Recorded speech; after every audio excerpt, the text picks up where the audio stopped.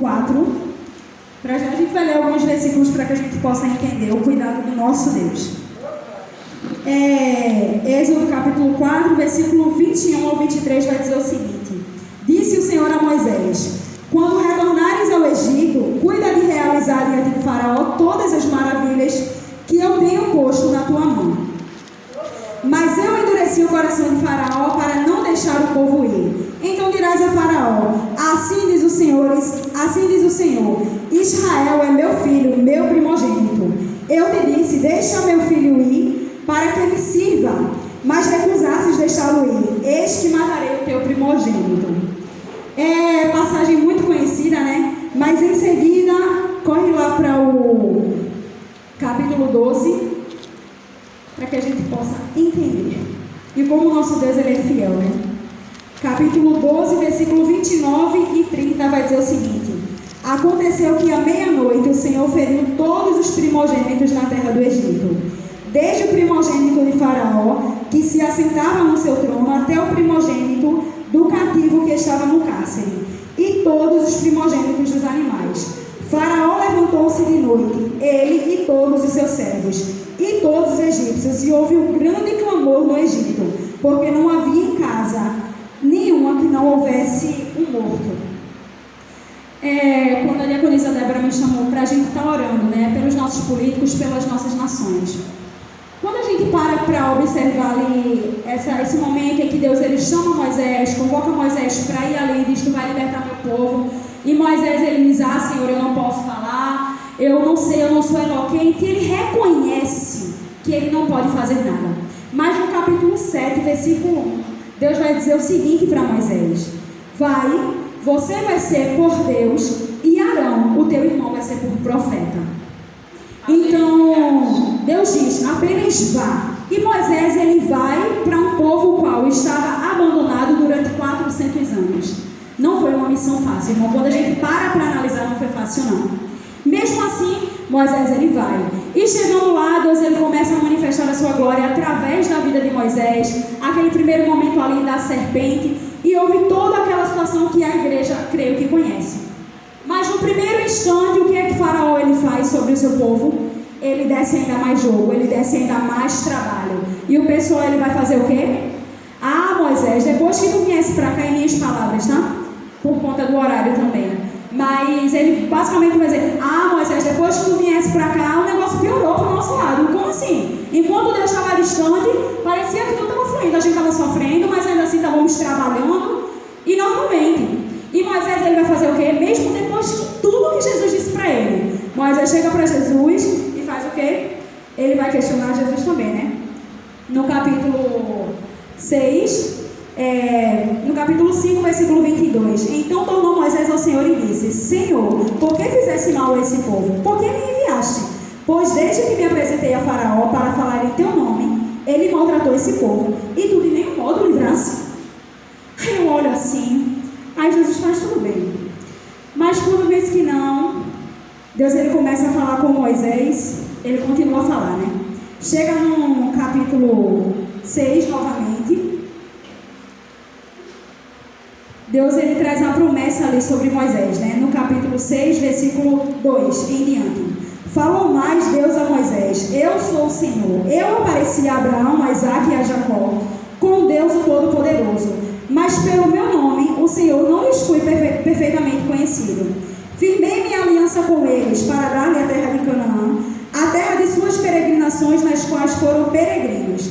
E também ouvi o gemido dos filhos de Israel, aos quais os egípcios escravizavam. E me lembrei da minha aliança.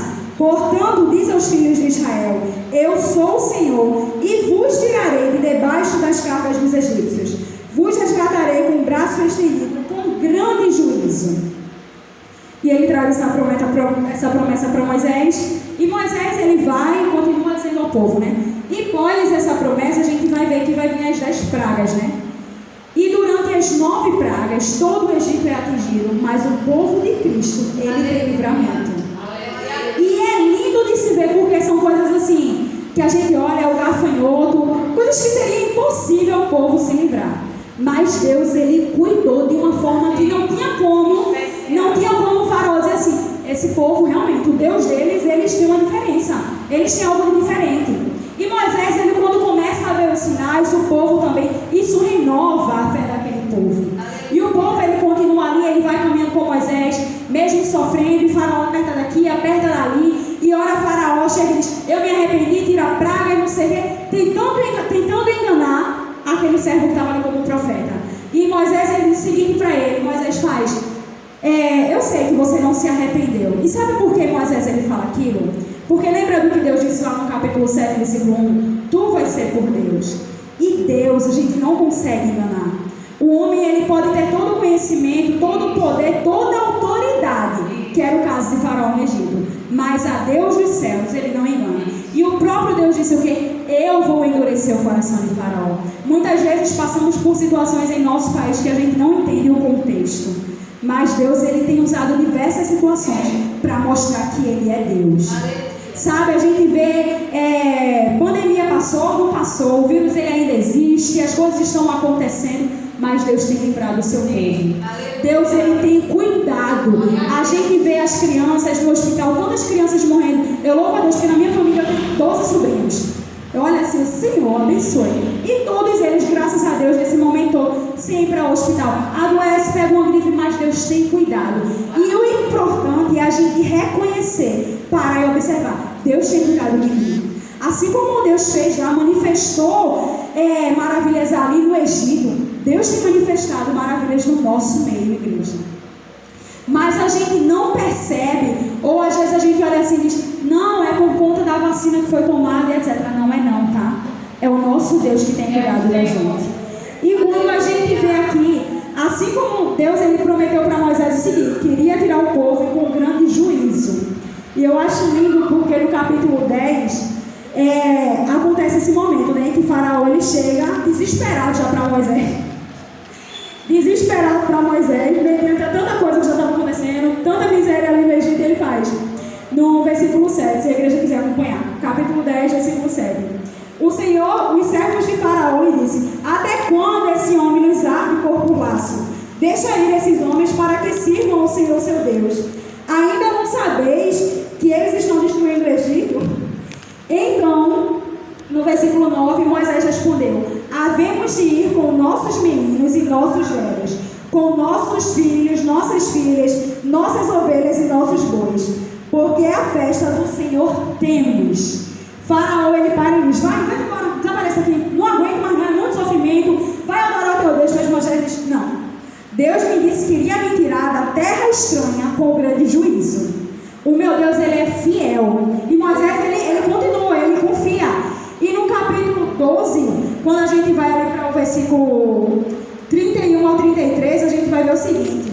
Então de noite Faraó chamou Moisés e Arão e disse, levantai-vos e saí do meio do meu povo, tanto vós como filhos de Israel, e de servir ao Senhor como tendes dito. Levai também ovelhas, vacas, e de abençoai também a mim. Vocês percebem? Era impossível para Moisés, aquele povo que estava sendo escravizado. Isso aqui é após o quê? Quando vem a 10ª praga.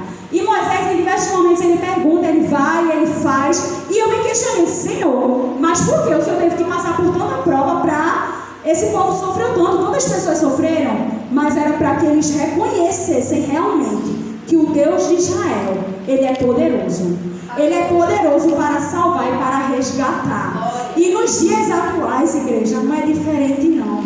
Só foi Moisés e Arão que foi levantado. Foram 2 homens, não foi uma multidão de trilhões de pessoas não.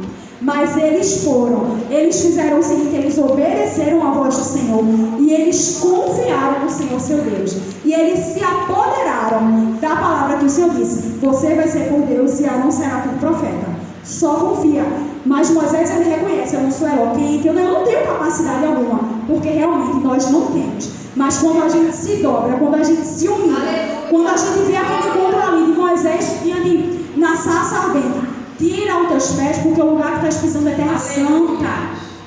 A igreja, ela precisa entender isso. Nosso Deus, ele é santo. Ainda que seja 2 ou 3, se estiverem dentro do propósito que Deus tem direcionado, grandes coisas Deus fará no meio do seu povo. E quando ele fizer as maravilhas no meio do seu povo, só não vai ficar aqui dentro não. Vai ser impossível o mundo não perceber. Olha, o que é que está acontecendo ali? O que é há com esse pessoal da igreja? Porque não acontece, ninguém adoece, o povo continua. Que nem teve pandemia, fecha igreja, igreja está aberta e o povo continua cultuando. O que está acontecendo? Deus, Ele cuida. Ele cuida que nós possamos verdadeiramente se apoderar disso. Que nós possamos conhecer cada vez mais a palavra de Deus. Porque quanto mais a gente conhecer, a gente vai ver as maravilhas que Ele operou. E esse mesmo Deus, Ele não muda. Ele é imutável. A sua igreja, ela pode mudar. A sua igreja, muitas vezes, ela torna-se infiel diante daquele que é fiel e que não pode negar a si mesmo. E louvado seja Deus por isso. Porque ai de mim, como Jeremias falou, ai de mim, um homem de lábios impuros. Ai de mim, se não fosse a fidelidade de Deus na minha vida.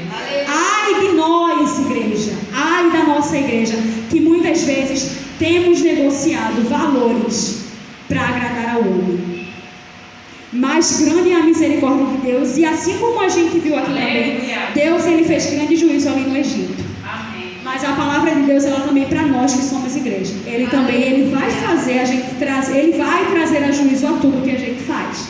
Em Eclesiastes 12, capítulo 10 e 11, ou 11 e 12, ele vai dizer o seguinte: de todas as coisas eu trarei conta.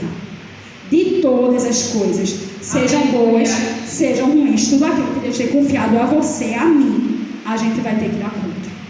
Porque se Ele tem sido fiel para cuidar, Ele também vai ser fiel na sua justiça. E louvado seja Deus pela sua misericórdia. E que não cessemos de clamar pela nossa nação. Não cessemos de clamar pelos nossos pastores, pelos nossos líderes. Se a gente percebe algo de errado dentro da igreja, seja lá onde for, não julga não. Não aponta nem se entristece, sai dessa e vai para outra não, porque isso não vai mudar. Se Deus te colocou aí onde você está e tem te mostrado coisas, Ele quer te levantar. Ele quer te levantar. Lembra lá de Ezequiel? Ele colocou Ezequiel onde? Dentro de um vale de ossos secos. Qual seria o sentido de Deus despertar Ezequiel em meio a um jardim florido, onde houvesse vida? Qual o sentido? Então, se Deus tem mostrado a mim e a você algo, ore. Ele tem dado as instruções. Desça de madrugada. Enquanto eles trabalham lá fora de madrugada, fazendo tantas coisas aterrorizantes como foi falado aqui nessa tarde, igreja, desce teu joelho e clama. Porque o que vocês, como humanos, não podem fazer, eu faço. Eu vou adiante. Eu pelejarei por vocês. Porque a luta não é contra a carne, e sim contra principados e potestades. A culpa não está no homem, mas está o que está por trás do homem. Ao que o homem tem consagrado a sua vida. E nós, como igreja, sendo filho, ele diz aqui, Israel, meu primogênito, nós somos filhos de Cristo. Nós somos herdeiros dessa promessa que Ele fez a Abraão, a Isaac e a Jacó. Mas será que eu tenho me apoderado? Será que eu tenho me consagrado a Ele? Para que realmente o poder dEle possa ser manifesto em mim e onde eu estiver? Quando Ele fala lá para Josué, onde você colocar a planta dos seus pés, a terra será bendita, será abençoada. Porque eu estarei com vocês. Por onde quer que andares, eu estarei com vocês. E é a presença dEle que pode fazer a diferença. Não é o meu conhecimento, não é o seu conhecimento, jamais será. Mas é a presença de Cristo. Foi isso que foi adiante de Moisés. E por isso todas aquelas maravilhas foram manifestadas. E todos puderam reconhecer, o próprio povo e o próprio pessoal do Egito. Existe um Deus que é muito mais poderoso que o próprio faraó, que tem feito esse povo de escravo, o qual o faraó chega como a gente no capítulo 12, sai daqui, leva teus filhos, mulher, vai tudo, leva tudo, e clama por mim, intercede por mim. O mundo, ele está clamando por socorro. A igreja está fazendo o quê? A igreja precisa se humilhar, a igreja precisa interceder. E eu agradeço a oportunidade.